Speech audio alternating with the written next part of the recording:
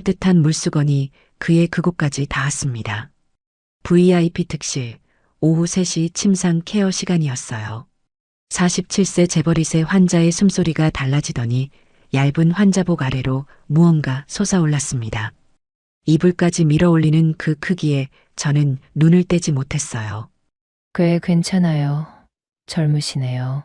애써 태어난 척 말했지만 8년 만에 느끼는 호기심이었습니다. 미안해요. 매일 이러네요. 그의 목소리가 떨렸어요. 물수건을 접으며 그의 떨리는 눈빛을 마주한 순간 제 입에서 예상치 못한 말이 나왔습니다. 제가 손으로 해드릴까요? 그가 천천히 고개를 끄덕였어요. 5천만 원 드릴게요. 그날 밤 52세 간병인과 47세 망나니인 재벌이세 사이의 모든 경계가 사라졌습니다. 지금부터 아무에게도 말하지 못했던 이야기를 시작합니다. 이야기 시작 전 구독과 좋아요 부탁드려요. 감사합니다. 제 이름은 오선미, 올해 52입니다. 직업은 간병인이에요. 8년 전 남편과 이혼한 후 혼자 아들을 키우며 이 일을 해왔죠. 처음엔 편의점 알바도 하고 식당에서 설거지도 했지만 나이가 들수록 체력적으로 힘들더라고요. 그래서 간병인 자격증을 땄고 지금은 15년 차 베테랑이 됐습니다. 이혼 후 8년 동안 단 한 번도 연애를 해본 적 없어요. 아니, 솔직히 말하면 연애고 뭐고 그런 감정 자체가 다 말라버린 것 같았습니다. 그저 아들 뒷바라지하고 돈 벌고 하루하루 사는 게 전부였죠. 여자로서의 제 자신은 이미 오래전에 죽었다고 생각했어요. 그런 제게 VIP 특실 전담 간병 제안이 들어왔습니다. 일당 25만 원, 보통 환자의 2배가 넘는 금액이었어요. 장기 전담이라 최소 3개월은 해야 한다는 조건이 있었지만 저로서는 거절할 이유가 없었습니다. 그렇게 저는 서울 중심가의 한 대형 병원 VIP 특실로 향했어요. 13층 끝자락, 복도 저 끝에 있는 특별 병실이었습니다. 문을 열고 들어가는 순간 저는 병실의 호화로움에 잠시 놀랐어요. 일반 병실의 3배는 되는 넓이에 환자 침대는 물론이고 보호자용 소파 침대, 개인 욕실, 심지어 작은 부엌까지 갖춰져 있었습니다. 창밖으로는 한강이 한눈에 내려다 보였죠. 저는 오늘부터 담당하게 된 간병인 오선미라고 인사를 건넸어요. 침대에 누워있던 남자가 고개를 돌려 저를 쳐다봤습니다. 47살쯤 돼 보이는 남자였어요. 키가 크고 체격이 좋았지만 지금은 침대에만 누워 지낸 탓인지 얼굴이 조금 수척해 보였습니다. 쳐다보지 마. 첫 마디가 그것이었어요. 말 걸지 말고 필요한 것만 하라는 말도 이어졌습니다. 차갑고 거친 목소리였어요. 저는 이미 15년간 온갖 환자들을 다 봐왔기에 당황하지 않았습니다.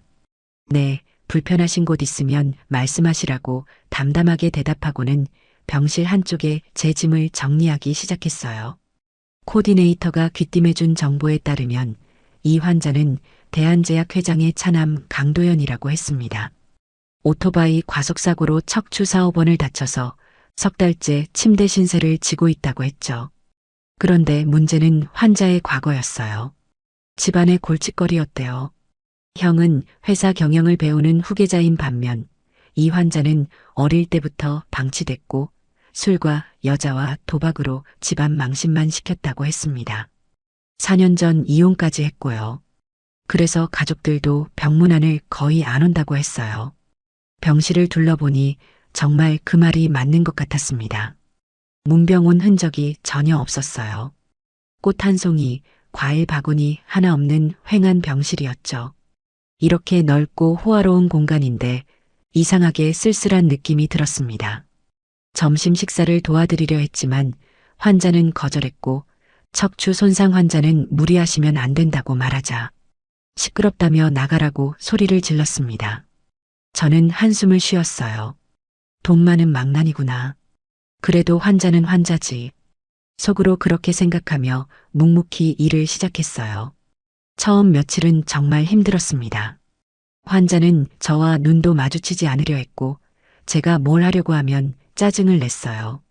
손대지 말라는 말, 필요 없다는 말, 그냥 놔두라는 말이 하루에도 몇 번씩 반복됐습니다.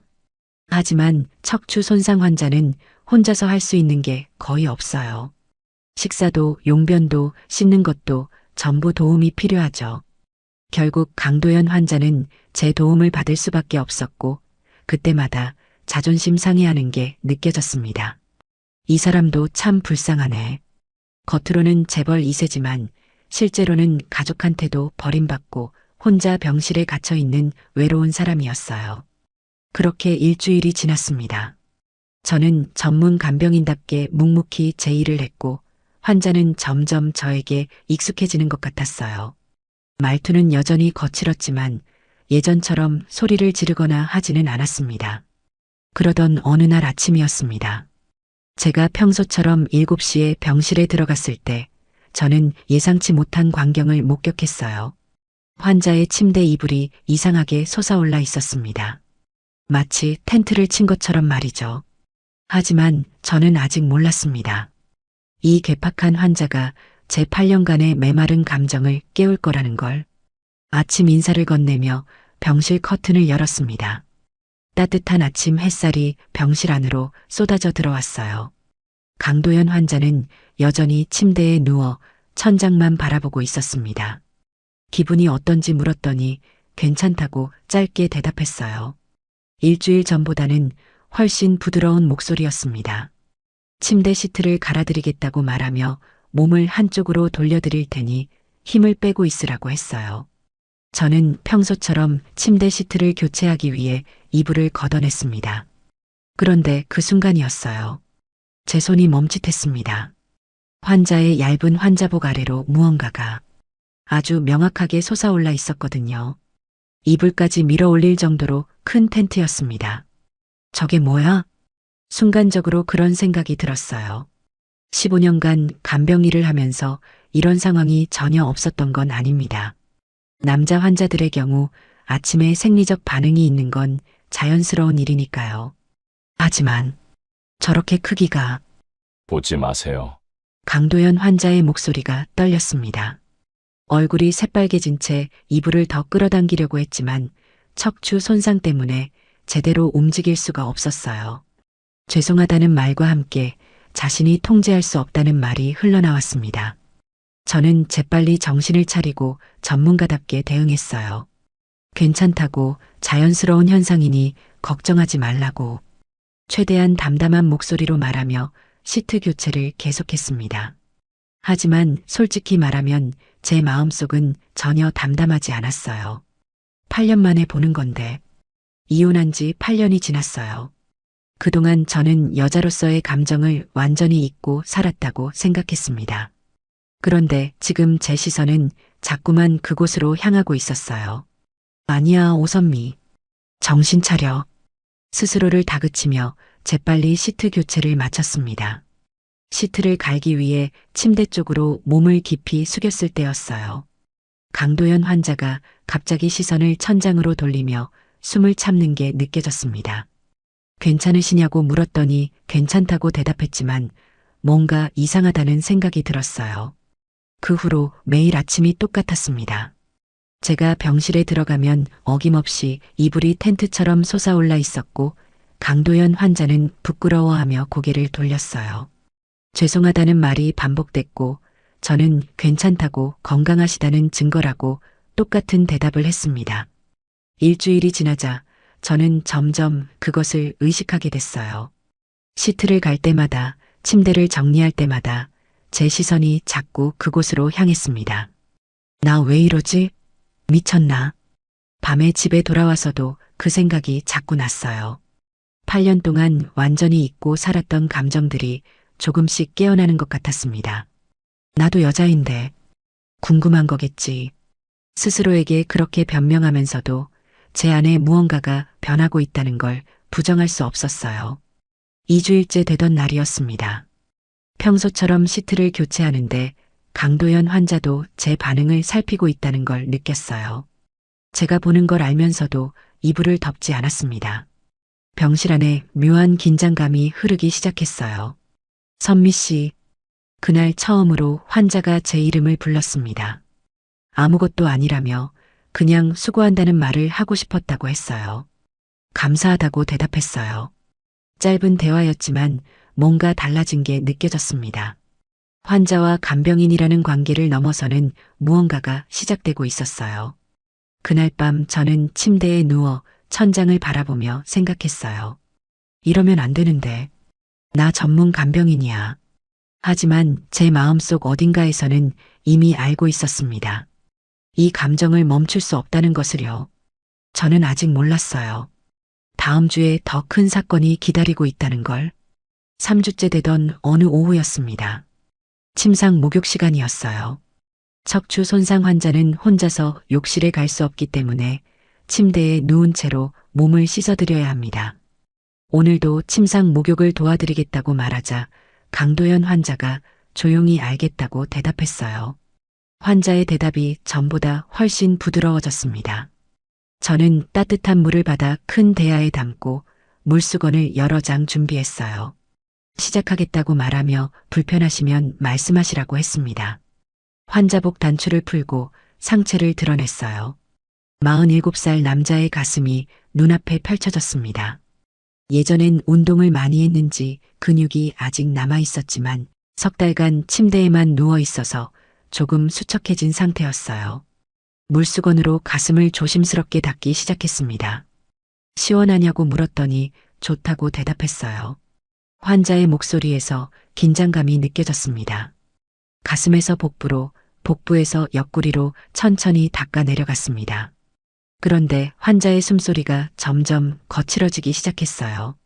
어디 아프시냐고 물었더니 아니라고 괜찮다고 대답했지만 목소리가 떨렸습니다. 등 쪽을 닦기 위해 환자를 옆으로 돌려드렸습니다. 그리고 등을 닦기 위해 침대 위로 몸을 한껏 숙였어요. 바로 그 순간이었습니다. 강도연 환자의 반응이 유난히 심해졌어요. 얼굴이 새빨개지고 숨을 헐떡이기 시작했습니다. 정말 괜찮으시냐고 다시 물었지만 괜찮다는 대답만 들렸습니다. 저는 이상하다는 생각이 들었지만 계속 진행했어요. 등을 다 닦고 다시 환자를 반드시 눕혔습니다. 아래쪽은 환자분이 직접 하실 수 있으세요? 조심스럽게 물었습니다. 아무래도 민감한 부위니까요. 숙일 수가 없어요. 손이 안 닿아요. 선미 씨가 좀. 강도연 환자가 고개를 돌리며 말했어요. 부끄러움과 간절함이 섞인 목소리였습니다. 저는 잠시 망설였습니다. 하지만 이 환자는 왠지 다른 환자들과 달랐습니다. 알겠다고 대답하며 계속하겠다고 말했어요. 새 물수건을 물에 적셔 꼭 짰습니다. 환자복 아래쪽을 조심스럽게 걷어 올렸어요. 그 순간 환자의 몸이 명확하게 반응하기 시작했습니다. 이불 아래로 무언가가 솟아오르기 시작했어요. 죄송하다는 말과 함께 자신이 통제할 수 없다는 말이 떨리는 목소리로 흘러나왔습니다. 괜찮다고 빨리 끝내겠다고 말했지만 저는 애써 침착함을 유지했습니다. 하지만 제 손도 떨리고 있었어요. 물수건이 닿는 순간 환자가 신음 비슷한 소리를 냈어요. 그 소리에 제 심장이 쿵 하고 내려앉았습니다. 최대한 빨리 하지만 조심스럽게 닦아드렸어요. 하지만 그 짧은 시간이 저에게는 영원처럼 느껴졌습니다. 환자의 거친 숨소리, 떨리는 몸, 그리고 제 손끝에 전해지는 그 느낌. 나 지금 뭐하고 있는 거지? 머릿속이 하얘졌어요. 다 끝났다고 말하며 황급히 물수건을 치우고 환자복을 다시 입혀드렸습니다.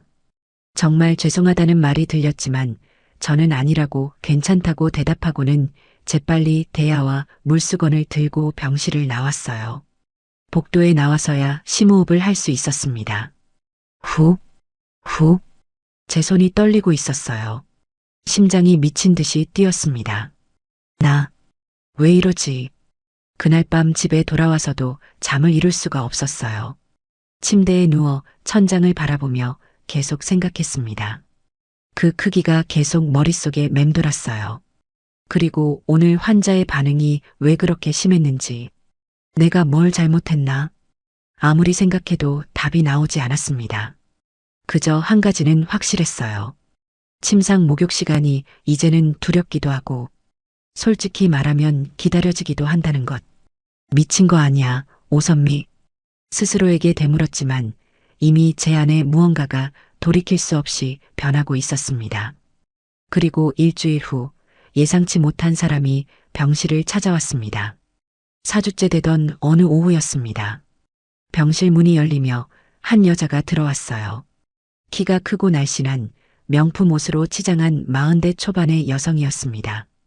간병인이냐고 물으며 수고한다는 차가운 인사를 건넸고 곧바로 침대 쪽으로 걸어갔습니다. 사고 났다는 소식을 들었다며 찾아왔다고 말했어요. 강도연 환자가 놀란 표정으로 그녀를 쳐다봤습니다. 수진 씨, 전처였어요. 코디네이터가 말해줬던 4년 전 이혼한 아내 전수진이었습니다. 잠깐 밖에 나가 있어달라는 말에 저는 병실을 나와 복도에 섰습니다.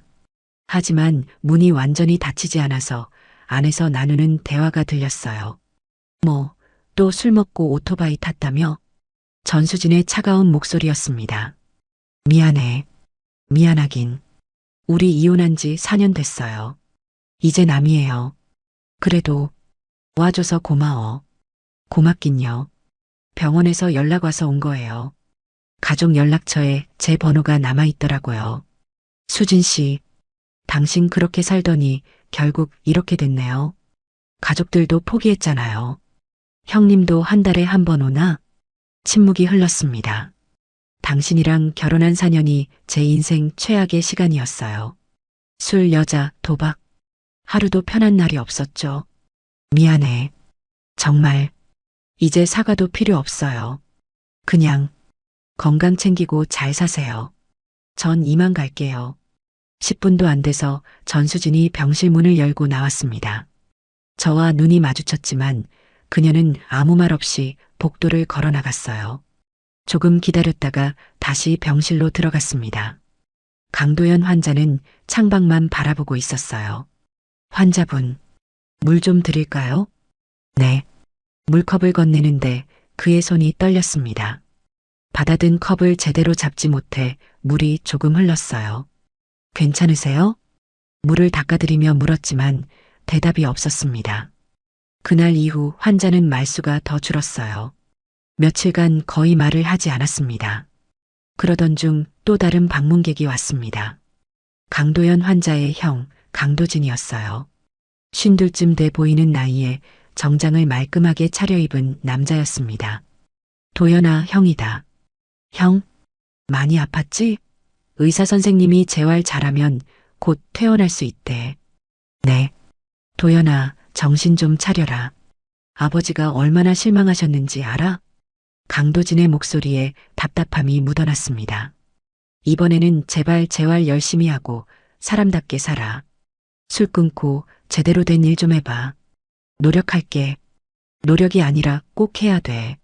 넌 이제 47이야. 언제까지 이럴 거냐? 미안해, 형. 미안하다는 말 말고 행동으로 보여줘. 30분 정도 있다가 강도진도 떠났습니다. 떠나기 전에 저를 잠깐 불렀어요. 간병인분, 제 동생 좀 잘 부탁드립니다. 성격이 좀 괴팍하죠? 괜찮습니다. 제가 잘 돌보겠습니다. 감사합니다. 이거 커피라도. 봉투를 건네려 했지만 저는 손을 저었어요. 아닙니다. 제 일이에요. 강도진이 떠나고 나서 병실은 더욱 조용해졌습니다. 강도연 환자는 완전히 무너진 것 같았어요. 그날 저녁 식사를 도와드리는데 환자가 조용히 말했습니다. 선미 씨, 네, 저 정말 쓸모없는 인간이에요. 환자분, 그런 말씀. 가족들도 전처도 아무도 안 와요.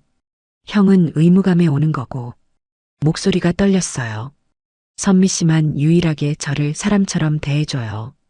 그 말에 제 가슴이 먹먹해졌습니다. 저는 처음으로 환자의 손을 잡아줬어요. 환자분, 많이 힘드시죠? 선미 씨, 강도연 환자의 눈에 눈물이 맺혔습니다. 47살 남자가 우는 모습을 보는 건 처음이었어요. 저는 손을 꼭 잡아주며 말했습니다. 괜찮아요. 다 좋아질 거예요. 그날부터 뭔가 달라졌습니다.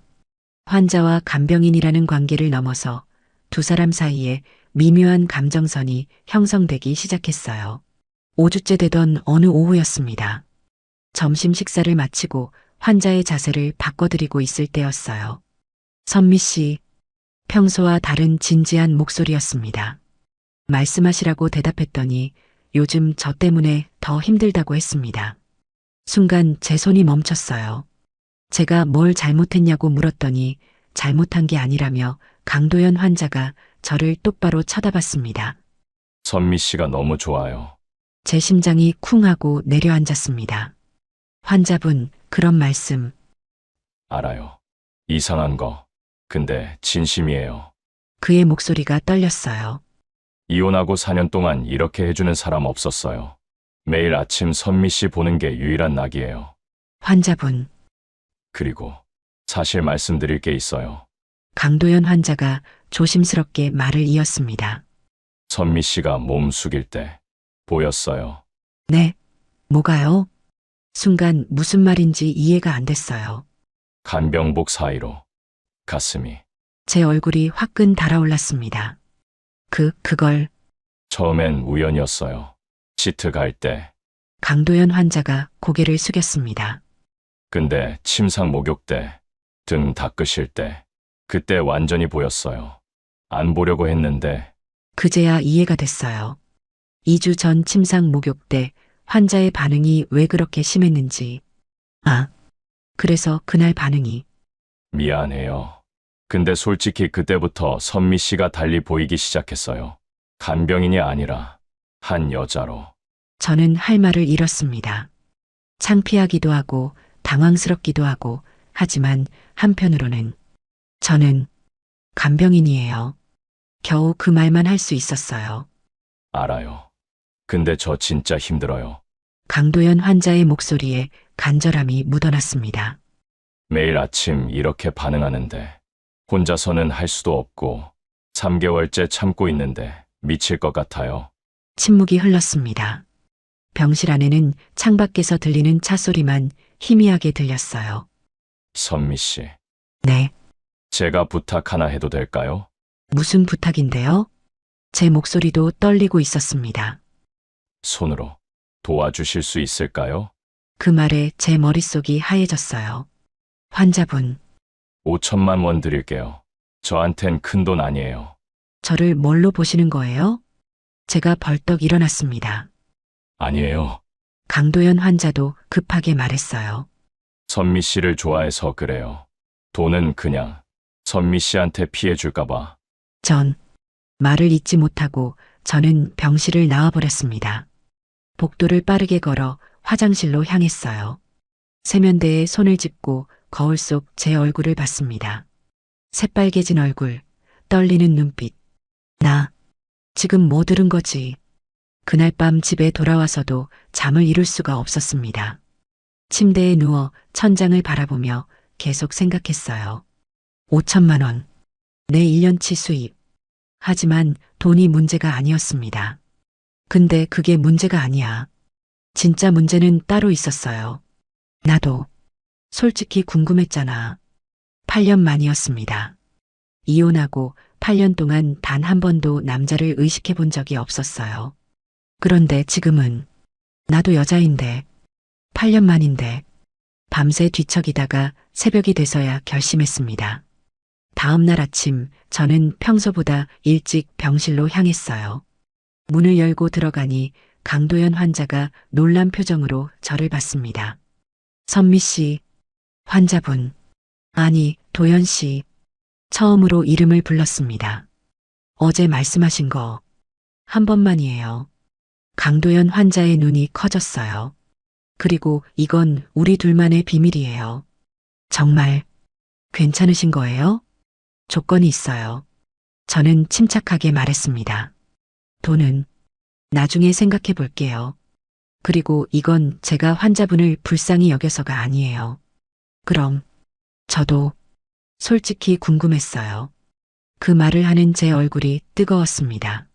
하지만 이미 결심한 일이었어요. 15년 간병인 생활에서 처음으로 윤리를 저버리기로 한 순간이었습니다. 전문가로서가 아니라 한 여자로서.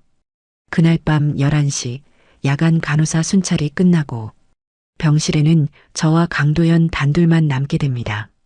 밤 11시가 조금 넘은 시각이었습니다.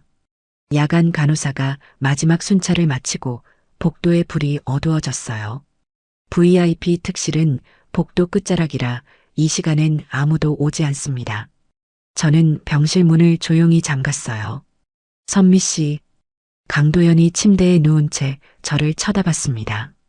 떨지 마세요. 제가 해드릴게요.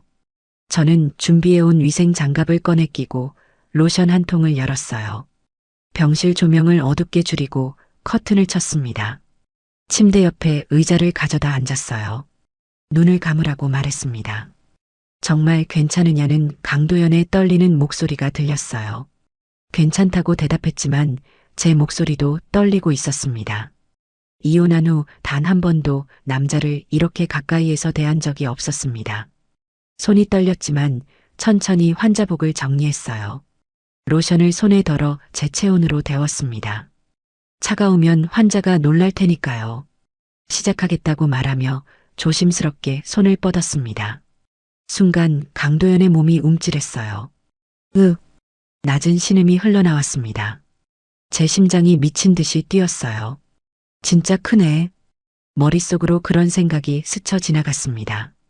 천천히, 아주 천천히 움직였어요.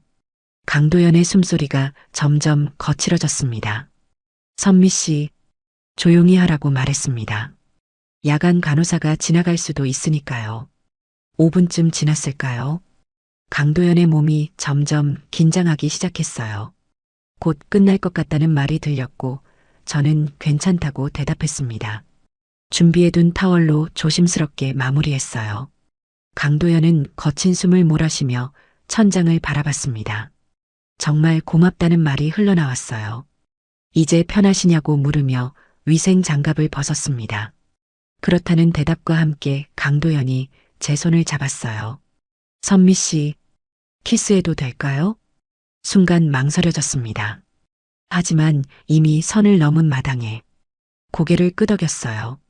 침대에 앉은 채로 얼굴을 가까이 했습니다. 강도연의 입술이 제 입술에 닿았어요. 부드럽고 조심스러운 키스였습니다. 8년 만에 느끼는 남자의 입술. 오래전 잊었던 감정들이 물밀듯이 밀려왔어요. 키스가 끝나고 저는 얼른 자리에서 일어났습니다.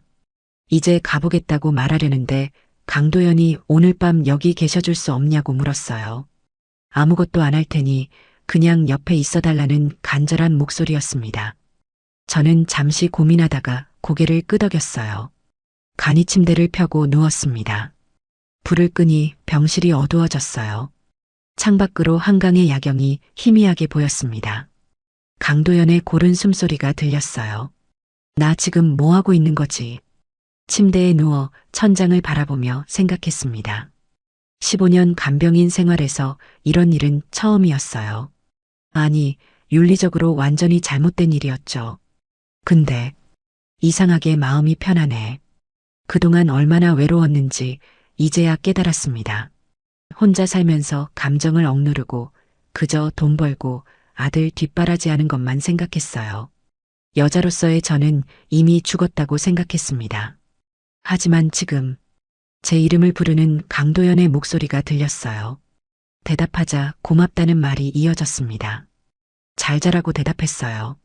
그날 밤 저는 오랜만에 편안하게 잠들었습니다. 다음 날 아침 강도연이 저에게 조심스럽게 말했어요. 계좌를 알려달라며 5천만 원을 보내겠다고 했습니다. 아직은 괜찮다고 대답했어요. 그리고 한 가지만 더 부탁해도 되냐는 말이 이어졌습니다. 제 심장이 다시 빠르게 뛰기 시작했습니다. 그 후로 일주일에 2~3번씩 밤 11시가 되면 저는 강도연의 병실에 남았습니다. 처음엔 어색하고 떨렸지만 점점 익숙해졌어요. 우리 사이의 관계도 달라졌습니다. 오늘 점심에 뭐 먹고 싶으냐는 강도연의 물음에 환자가 드시고 싶은 걸로 하라고 대답했습니다. 자신은 저와 같이 먹고 싶다며 제가 좋아하는 걸로 하자고 했어요. 예전처럼 거칠고 괴팍하던 강도연은 사라졌습니다. 대신 다정하고 따뜻한 사람이 그 자리에 있었어요. 어느 날 저녁 두 사람은 긴 대화를 나눴습니다. 왜 이혼했냐는 질문에 남편이 바람 피웠다고 8년 전 일이라고 대답했어요. 힘들었겠다는 말에 처음엔 그랬지만 지금은 그냥 그런가 보다 한다고 말했습니다. 강도연이 제 손을 잡았어요. 자신도 비슷하다며 전처가 자신을 떠난 이유도 자신이 망나니였기 때문이라고 했습니다. 도연 씨는 망나니가 아니라고 말했더니 제 눈에만 그렇게 보인다는 대답이 돌아왔어요. 두 사람은 서로의 상처를 나눴습니다. 외로웠던 시간들, 버려졌던 기억들. 그러면서 점점 더 가까워졌어요. 2개월째 되던 어느 밤이었습니다. 평소처럼 11시에 야간 간호사 순찰이 끝나고 저는 강도연의 병실에 남았어요. 선미 씨, 사랑해요. 갑작스러운 고백에 저는 당황했습니다. 진심이라는 말과 함께 이혼 후 처음으로 누군가를 이렇게 좋아한다는 말이 이어졌어요. 우린 너무 다르다고 말했더니 뭐가 다르냐며 둘 다 외로운 사람인데 라는 대답이 들렸습니다. 강도연의 말이 맞았어요. 둘 다 상처받고 버려지고 외로웠던 사람들이었습니다. 저도 도연 씨가 좋아요. 그 말을 하는 제 목소리가 떨렸어요. 근데 이게 맞는 건지 모르겠다고 덧붙였습니다. 맞고 틀리고가 중요하냐며 우린 서로한테 위로가 되지 않냐는 말에 고개를 끄덕일 수밖에 없었어요. 그날 밤 두 사람은 오래 껴안고 있었습니다. 간병인과 환자라는 관계를 넘어 한 남자와 한 여자로. 하지만 그 평화로운 시간은 오래가지 못했습니다. 어느 날 밤 11시 30분이었어요. 평소보다 30분 늦은 시간이라 안심하고 있었는데 갑자기 병실 문이 열렸습니다. 강도연의 형, 강도진이었어요. 도연이라고 부르며 형이 왔다는 말을 하다 말고 멈칫했습니다. 병실 안이 어둡고 저와 강도연이 가까이 앉아 있었거든요. 왜 이렇게 어둡냐며 뭐 했냐고 물었어요. 강도연이 재빨리 자려던 참이었다고 대답했습니다. 간병인분, 밤늦게까지 수고하시네요. 환자가 불러서 왔다고 떨리는 목소리로 대답했어요. 강도진은 30분 정도 있다가 떠났습니다. 재활 열심히 하라며 다음 주에 또 오겠다는 말을 남기고요. 문이 닫히고 나서 두 사람은 안도의 한숨을 쉬었습니다. 들킬 뻔했다는 말에 제 때문에 미안하다는 강도연의 말이 이어졌어요. 아니라며 조심해야겠다고 대답했습니다. 하지만 그 후로도 두 사람의 관계는 계속됐어요. 일주일에 두세 번, 밤 11시가 되면 병실에는 두 사람만 남았습니다. 점점 감정이 깊어졌어요. 강도연은 재활 치료도 열심히 했습니다. 선미 씨, 오늘 휠체어 탔어요. 정말요? 축하해요. 저 덕분이라며 저를 보고 싶어서 빨리 나으려고 노력했다는 말에 가슴이 뭉클했습니다. 2달 반이 지나자 강도연은 휠체어를 탈 수 있게 됐어요. 의사 선생님도 놀랄 정도로 빠른 회복이었습니다. 그러던 어느 날 의사 선생님이 말씀하셨습니다. 다음 주면 퇴원이 가능하다고요. 그 말을 들은 순간 저와 강도연은 동시에 얼어붙었습니다. 퇴원. 그건 이별을 의미했습니다. 3개월이 지났습니다. 강도연은 이제 휠체어를 타고 병실을 돌아다닐 수 있게 됐어요. 재활 치료가 성공적이었고 의사 선생님은 퇴원 날짜를 잡았습니다. 일주일 후였어요. 퇴원하면 연락하고 지내자는 강도연의 말에 그게 좋을까 고개를 저었습니다. 왜 그러냐는 물음에 대답했어요. 이제 새 출발을 하셔야 한다고. 저는 그냥 3개월간 곁에 있어준 간병인일 뿐이라고. 도연 씨가 정말로 다시 시작하려면 저 같은 사람은 짐이 될 거라고 말했습니다. 그렇게 생각하지 말라는 말이 들렸지만 저는 계속 말을 이어갔어요. 저도 좋았다고, 진심으로 좋았다고, 근데 우린 여기서 끝내는 게 맞다고. 도연 씨는 재벌 2세고 저는 간병인이라고, 나이도 5살 차이 난다고 말했습니다. 그런 게 중요하냐는 물음에 중요하다고 현실이니까 라고 대답했어요. 며칠이 지나 퇴원 전날 밤이 됐습니다. 두 사람은 마지막으로 함께 시간을 보냈어요. 선미 씨, 사랑했어요. 강도연이 제 손을 잡고 말했습니다. 저도 행복했다고 눈물을 참으며 대답했어요.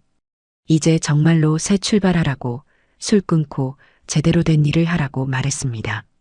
저 덕분에 많이 변했다는 강도연의 말에 아직 부족하다고 더 노력하셔야 한다고 대답했어요. 두 사람은 오래 껴안고 있었습니다. 마지막 포옹이었어요. 퇴원날 아침이 밝았습니다.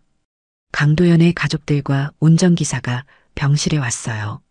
이제 집에 가자는 형 강도진의 말에 강도연이 조용히 알겠다고 대답했습니다. 떠나기 전 강도연이 제게 봉투를 건넸어요. 5천만 원이에요. 약속했잖아요. 선미 씨 덕분에 제가 살았어요. 저는 봉투를 받아들었다가 다시 강도연의 손에 쥐어줬습니다. 전 돈 때문에 한 게 아니에요. 이건 받을 수 없어요. 제가 무얼 드릴 수 있냐는 말에 미소를 지으며 대답했어요. 그냥 잘 사세요. 그게 제일 좋은 보답이라고 정신 차리고 가족들한테 인정받으라고 도연 씨는 할 수 있다고 말했습니다. 강도연의 눈에 눈물이 맺혔어요. 제 이름을 부르는 그의 목소리가 떨렸습니다. 이제 가시라고 말했어요. 휠체어가 병실 문을 나갔습니다. 저는 창가에 서서 그들이 차에 타는 걸 지켜봤어요. 차가 출발하고 점점 멀어져 갔습니다. 빈 병실에 혼자 남았어요. 침대 시트를 정리하다가 베개 밑에서 편지 한 통을 발견했습니다. 펼쳐서 읽었어요. 선미 씨, 3개월 동안 정말 고마웠습니다. 선미 씨는 제게 간병인이 아니라 인생에서 가장 소중한 사람이었어요. 우리 사이에 있었던 일들, 저는 절대 잊지 않을 거예요. 선미 씨 말대로 이제 정신 차리고 제대로 살아보겠습니다. 저를 사람으로 만들어준 건 선미 씨예요. 평생 감사하며 살게요. 강도현. 편지를 읽으며 눈물이 흘렀습니다. 그렇게 3개월간의 이야기가 끝났어요. 1년이 지났습니다. 저는 여전히 간병일을 하며 살고 있었어요. 강도연에 대한 소식은 전혀 듣지 못했습니다. 어느 날 저녁 집에서 TV를 보고 있었어요. 경제 뉴스가 나왔습니다. 대한제약 강도연 사원이 회사 최초로 비정규직 출신으로 입사해 화제라는 앵커의 멘트가 들렸어요. 제 손이 멈췄습니다. 화면에 강도연이 나타났어요.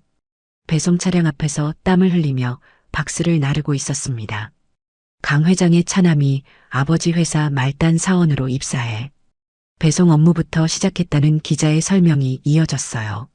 인터뷰 화면으로 전환됐습니다. 과거를 반성하고 있습니다. 밑바닥부터 배우고 싶어요. 강도연의 목소리였어요. 1년 전보다 훨씬 밝고 건강해 보였습니다. 저는 화면을 보며 미소를 지었어요. 잘하고 있네요, 도연 씨. 그날 밤 저는 1년 전 받았던 편지를 다시 꺼내봤습니다. 조용히 읽고 다시 서랍에 넣었어요. 창밖을 바라보며 혼잣말을 했습니다. 저도 잘 살고 있어요. 고마웠어요, 도연 씨. 다음 날 아침 새로운 환자의 케이스 파일을 받았습니다. 65세 남자 환자, 뇌졸중으로 재활 중. 저는 파일을 들고 병실로 향했어요. 삶은 계속됩니다. 우리는 각자의 길을 걸어가고 있었어요. 하지만 3개월간의 그 시간은 두 사람의 인생에 가장 소중한 흔적으로 남았습니다. 오늘도 긴 이야기 끝까지 들어주셔서 감사합니다.